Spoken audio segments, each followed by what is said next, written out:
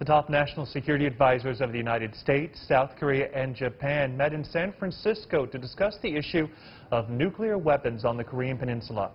Over 2 days, they also discussed the possible face-to-face meeting between President Donald Trump and DPRK leader Kim Jong-un.